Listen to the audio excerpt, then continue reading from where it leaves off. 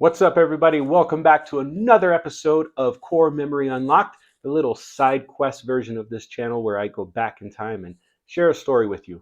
That story could be like today, where it's an old video already put together and I'm sharing it, or it could be a memory of mine shared with photos and maybe special guests being my family and friends to kind of help put that story together and leave that memory for my family. Today is another one from Bonfire Bards, the original YouTube channel I had, in hopes to build an audience to sell my campaign book that I was really working hard on. I had like 11 different play tests with groups. I might still do that. Another thing I'd like to do is make a third version of this GM screen, DM screen, whatever you'd like to call it. And if I ever did, I would need the right tools for it. And I'm not going to reveal what that is right now because it doesn't matter, but I just always want to do stuff. I need to stop. Okay, so let me shush and allow you to watch the video. Let me know what you think. Like and subscribe if you like it. Remember, Core Memories Unlocked is the last Friday of every month. Welcome back, everybody. Today, I'm going to show you how I made a custom-made GM screen.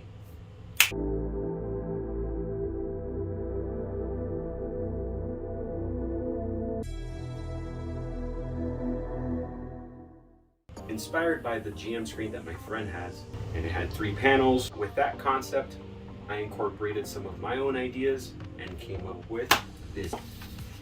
It has a cut across the top so you can have the initiative order there.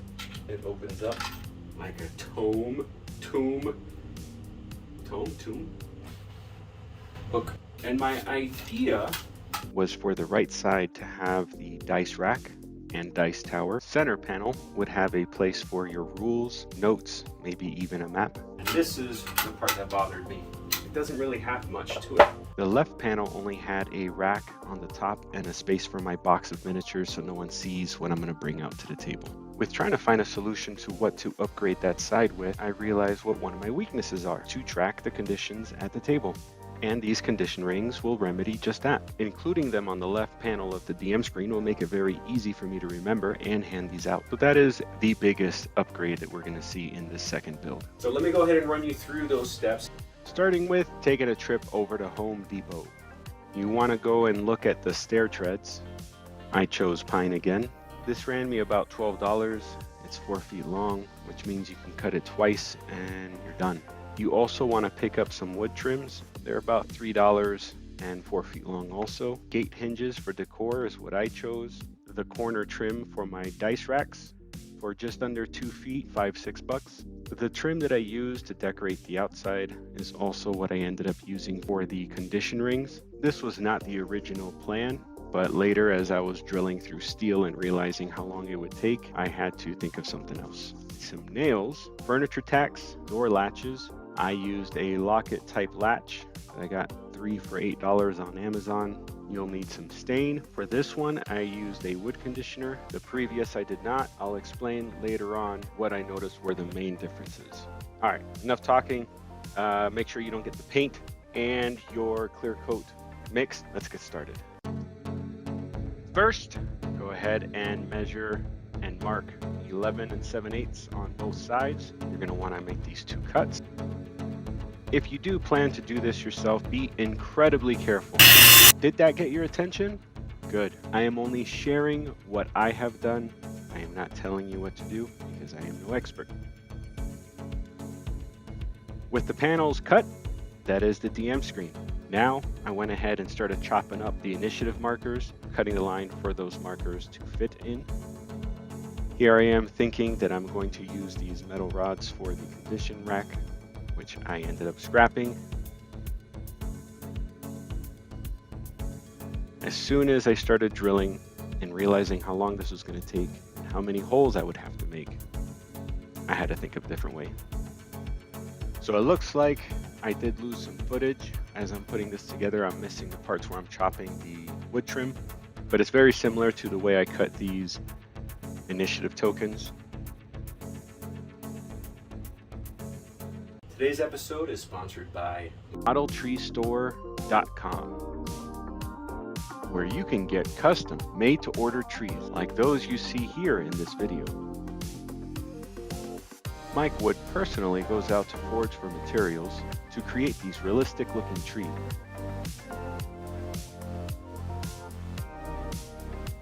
go to the website at modeltreestore.com and order yours today.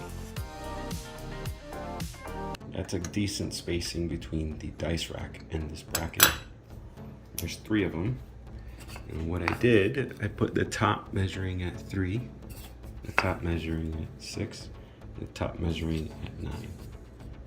And then because I'm going to be drilling magnets in the center of this, I move this up so that I can mark where I need to put it. And then this is as far as I want to draw, because the last time I did this, even though you can sand it, there were some parts of lead that I was not able to pull off. So I don't want to make the same mistake again. Now I take this guy and just mark it all the way across to make a nice line.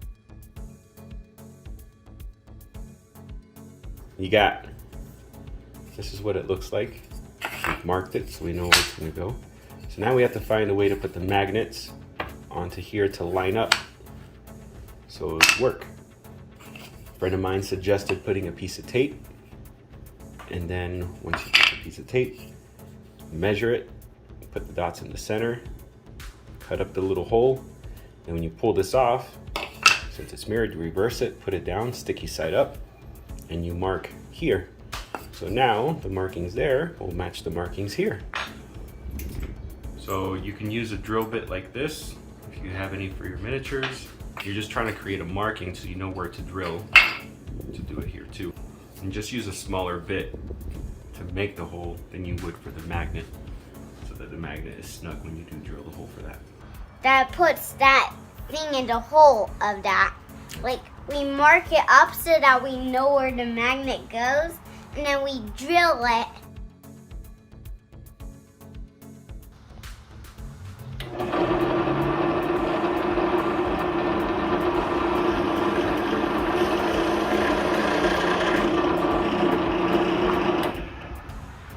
That drill goes very fast. Sure does.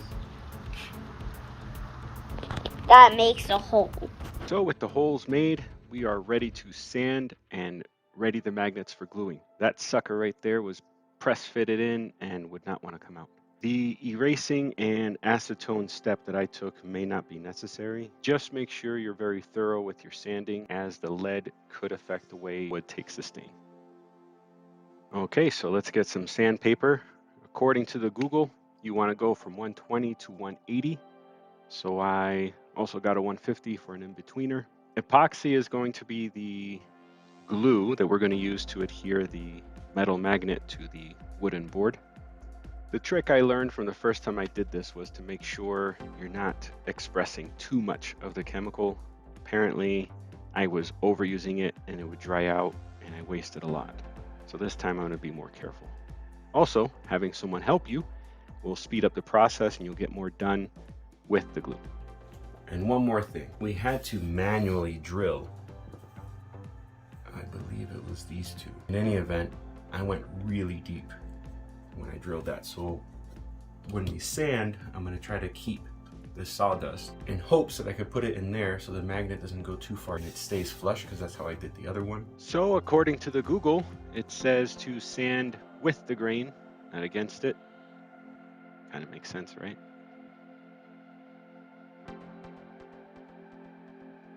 Normally I would sand outside, but I wanted to keep all those small pieces to fill the gaps, and that is why I did it indoors. Spent forever cleaning up that mess.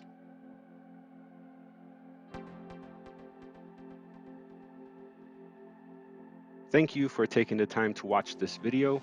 If you like it and want to see more, please subscribe to the channel and share it with your friends. After I'm done, I go ahead and use the brush on the vacuum to clean up. About an 87.2% chance that there is a much better way to do this. What I'm doing is I'm putting this stick in there, then lining this up and then picking it up and seeing where this line is. It was drilled a lot deeper. And I think this one too. Those are the ones that we want to fill with leftover pieces that we sanded down. So do that first. I'm just winging this, guys. Basically, I'm taking this, it goes in too deep. Take a pinch of this, You can see one of them has it, and the other one is. Pour it in, and then pack it using the magnets, and then go ahead and measure again to make sure it's the right depth. Right here, I'm using a small wooden stick to mark the depth of the magnet. I tried a few different ways here.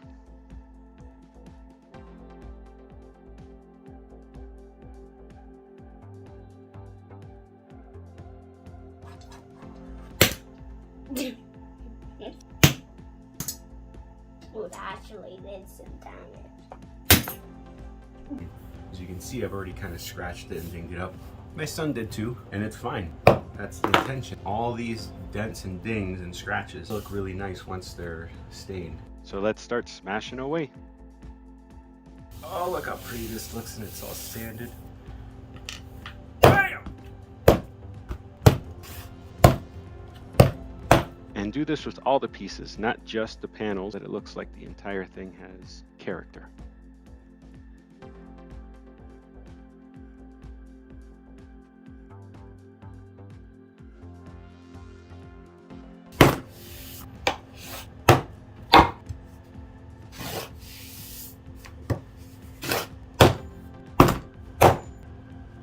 All right, epoxy time. So use about that much. Stir it for 20 seconds. You'll start getting familiar with the texture, and that's when you start to apply it. I believe it comes with a popsicle stick. I like these. It's a little easier to manage.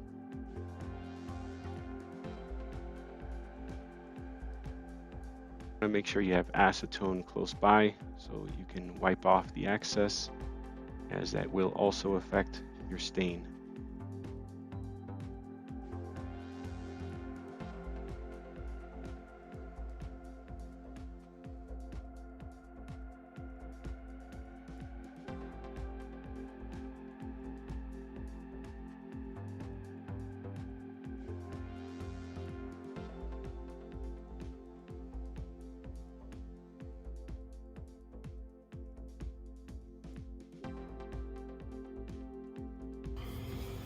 Okay, so at first I was doing what I did before, where I mark it black, you can see, and then I put the black side in there, or red, whatever color you use, and then you know it's going to magnet, as opposed to the same. So I just put the magnets on there like that, and then I'm just marking them, so as we glue we can pull and put the marker side down.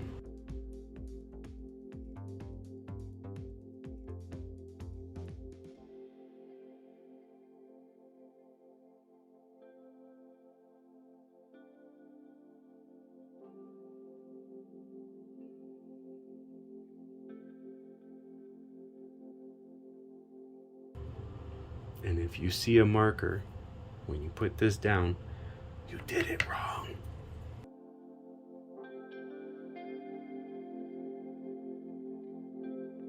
Okay, I don't know if you're tired of hearing me talking, but I am tired of hearing me talking.